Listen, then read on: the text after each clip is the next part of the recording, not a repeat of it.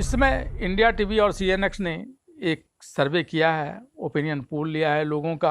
अगर इस वक्त चुनाव हो जाते हैं हमारे देश में तो किसकी क्या स्थिति होगी।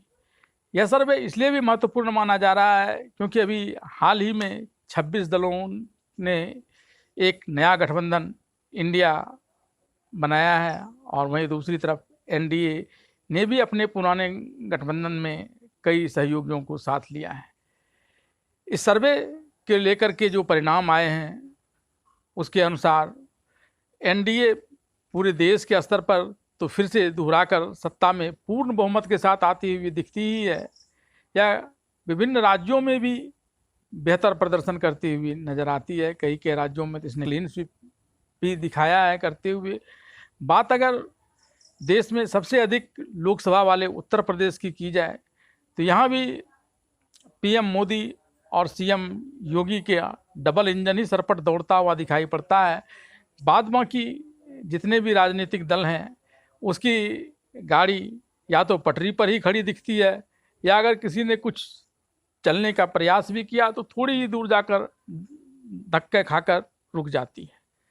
बात इस ओपिनियन पोल की जाए तो उत्तर प्रदेश के 80 में से 71 सीट बीजेपी के पास जाती हुई नजर आती है, और इस सीट के बदौलत वह वहाँ सबसे बड़ी पार्टी उभरेगी। एक तरफ से कहा जाए तो वहाँ उसने दूसरी पार्टियों को लगभग नेस्त नाबूद ही कर दिया।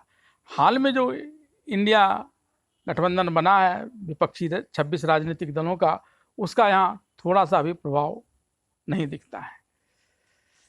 बात अगर विपक्ष की जाए तो वह यहाँ पूरी तरह से सफाया होता हुआ नजर आता है। विपक्षी इंडिया के पास सिर्फ 7 सीटें जाती हुई नजर आती है इस सर्वे के अनुसार।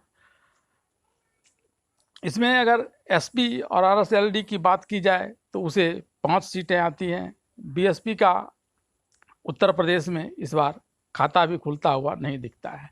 हालांकि बीएसपी ने इस बार किसी भी गठबंधन के साथ जाना स्वीकार नहीं किया और इसी रणनीति के तहत वह अगले चुनाव में उतरेगी, लेकिन अभी जो उसके सर्वे आए हैं वह बेहद निराशाजनक हैं। उसमें वह थोड़ी सी भी सीट कहीं से लाती हुई नज़र नहीं दिखती है, जबकि पिछले 2019 के चुनाव में उसने 10 सीट प्राप्त की थी और विपक्षी राजनीतिक दलों के रूप में वह एकमात्र पार्टी थी जो दहाई का आंकड़ा तक पहुंची थी।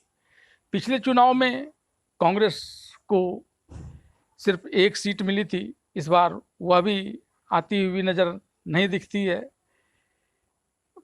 बात अगर वोट प्रतिशत की जाए तो भारतीय जनता पार्टी के पास 52% मत इस ओपिनियन पोल के अनुसार से आ रहे हैं, और समाजवादी पार्टी 23% वोट के साथ दूसरे स्थान पर और 12% वोट के साथ बीएसपी तीसरे स्थान पर है, जबकि कांग्रेस को 4% वहाँ पर इस ओपिनियन पोल के हिसाब से मत दिखता है।